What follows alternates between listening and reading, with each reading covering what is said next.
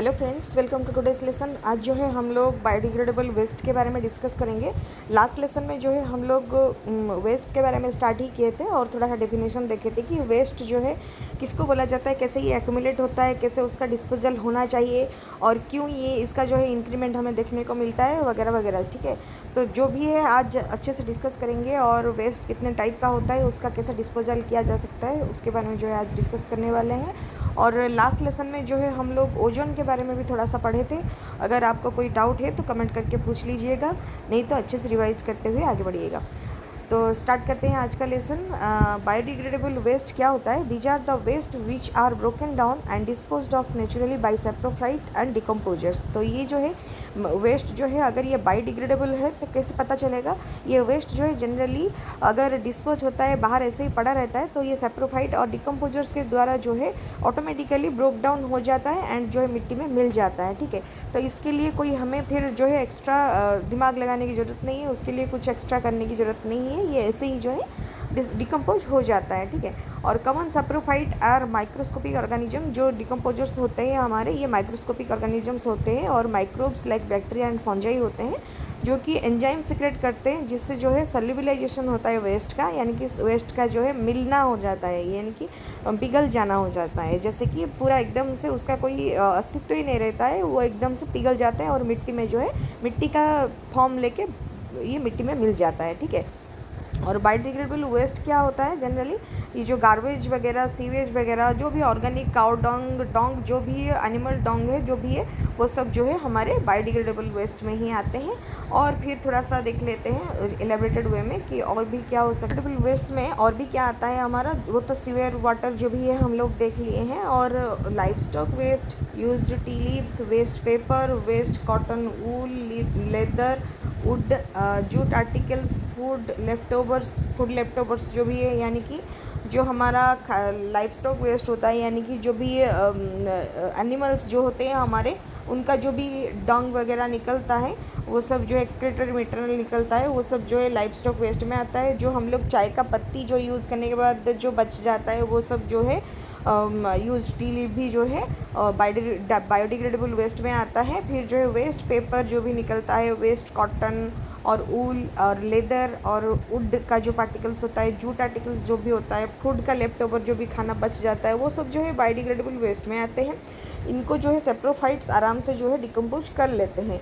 फिर क्या था? Besides natural degradation by microbes, they can also be disposed of through waste treatment plants और converted into an agricultural resource of manure and compost. ठीक है, तो इनका जो है डिस्पोज ऑफ होने के साथ साथ जो है ये जो है डिस्पोज ऑफ करने के अलावा हम लोग अगर उसको प्लांट में ट्रीटमेंट देंगे और कन्वर्ट कर लेंगे एग्रीकल्चरल रिसोर्स मैन्योर कंपोस्ट में, तो भी ये बहुत अच्छा काम करता है।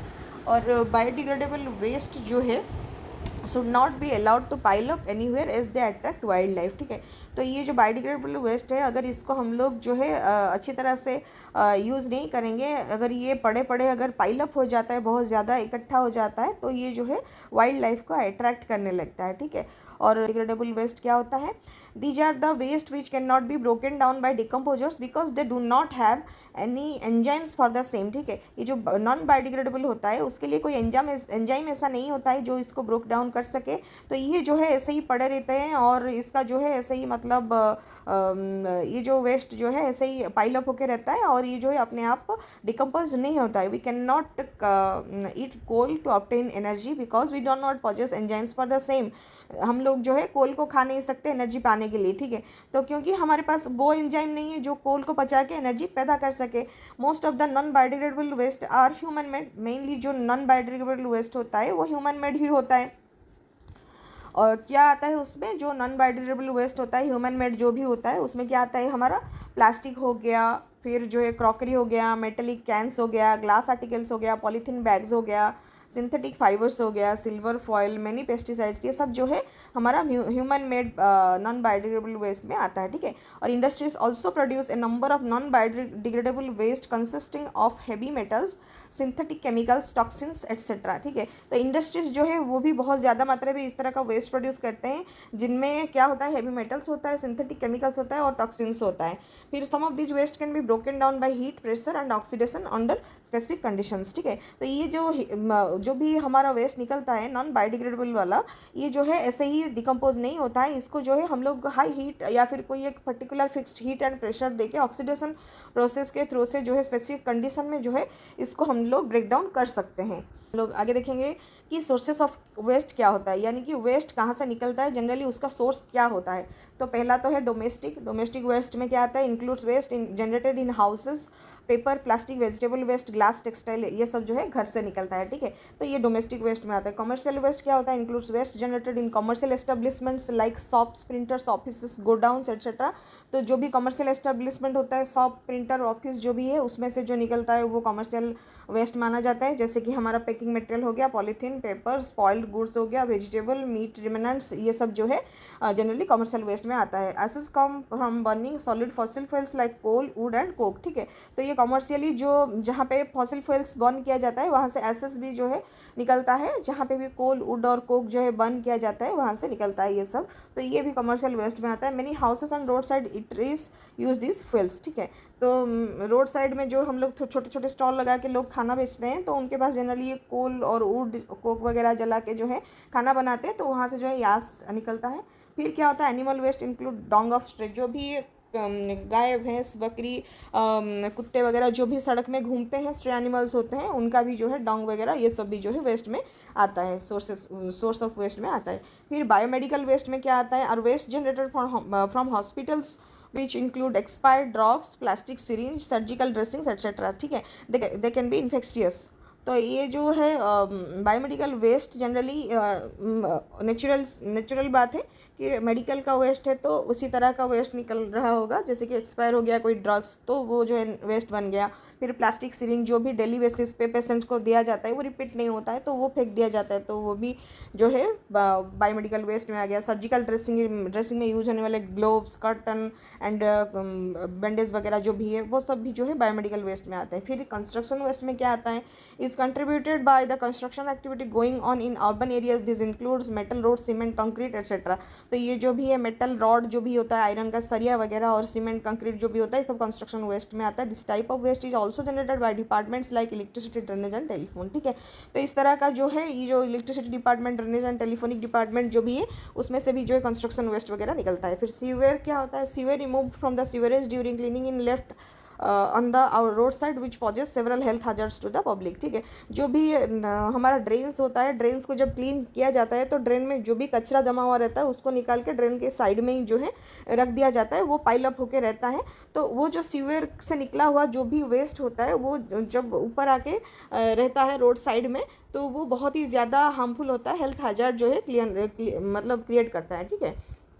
तो वो भी जो है काफ़ी ज़्यादा मतलब हार्मफुल होता है लोगों के लिए। फिर क्या आता है, हैजर्डस वेस्ट। तो हैजर्डस वेस्ट में क्या आता है हमारा, जनरली हैजर्डस वेस्ट में जो भी बहुत ज़्यादा खतरनाक होता है उसको हम लोग हैजर्डस वेस्ट में शामिल करते हैं। और those which catch fire easily, ये hazardous waste generally fire easily catch कर लेता है, यानी कि ये मतलब बहुत ज़्यादा इग्नाइट हो जाता है, ठीक है। रिएक्ट एक्सप्लोजिवली विथ एयर और water, corrode other materials and are toxic harmful effects of waste, ठीक है। तो ये हैजर्डस वेस्ट जो होता है ये बहुत जल्दी फायर पकड़ लेता है और ये जो है एयर एंड वाटर से जो है बहुत ज़्यादा रिएक्ट करता है एंड मटेरियल्स को जो है करोजन हो जाता है, मटेरियल्स इनके कांटेक्ट में आते हैं तो फिर जो है ये टॉक्सिक भी होता है, हार्मफुल इफेक्ट भी देता है, ठीक है।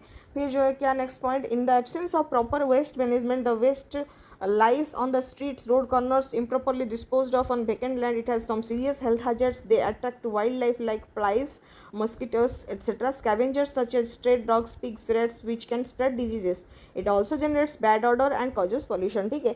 तो अगर हम लोग प्रॉपरली वेस्ट मैनेजमेंट नहीं करेंगे तो उससे क्या होगा, जो वेस्ट होता है वो स्ट्रीट्स में, रोड्स में जो है रोड के कॉर्नर में जो है पड़ा रहेगा और वो जो पड़े रहने से क्या होता है, हेल्थ hazards बहुत सारे फिर क्रिएट होते हैं। कैसे, क्योंकि ये जो वेस्ट पड़ा रहता है वो जो है मस्कीटोस और फ्लाइज को जो है अट्रैक्ट करता है। डिफरेंट टाइप ऑफ स्कैवेंजर्स जैसे कि कुत्ते हो गए और पिग्स, रैट वगैरह जो भी है ये सब जाते हैं उस वेस्ट की तरफ और इनकी वजह से जो है ये बहुत ज़्यादा स्प्रेड होता है, इनके थ्रू से जो डिजीजेस स्प्रेड होता है और बैड ऑडर और पॉल्यूशन भी क्रिएट होता है।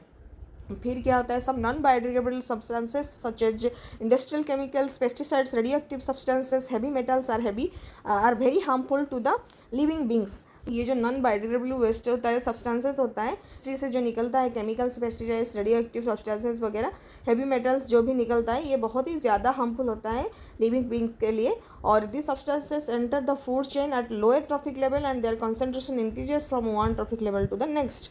ठीक है, तो ये एक बहुत ज़्यादा इंपॉर्टेंट पॉइंट है, इसको थोड़ा सा ध्यान से जो है हमें याद रखना होगा।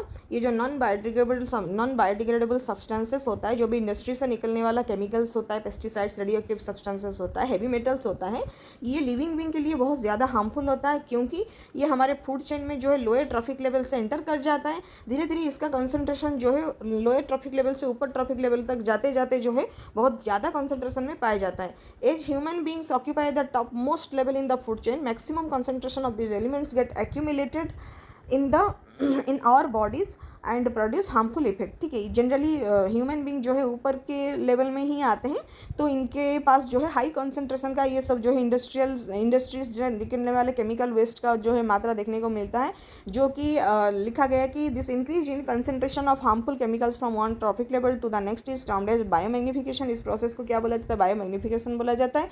Excessive use of this pesticide and fertilisers में reduce the soil fertility and crop yield. ठीक है, तो अगर इस तरह से जो है हम लोग पेस्टिसाइड और फर्टिलाइजर्स को बहुत ज़्यादा मात्रा में यूज़ करने लगेंगे, तो ये सॉइल का फर्टिलिटी और क्रॉप का यील्ड भी जो है, यानी कि क्रॉप का जो है उपजाऊ, सॉइल का जो है उपजाऊ वाली क्वालिटी जो है कम कर देता है, और क्रॉप भी जो है बहुत कम मात्रा में जो है फिर यील्ड होता है, यानी कि निकलता है। ठीक है, ये भी एक उसका साइड इफेक्ट होता है।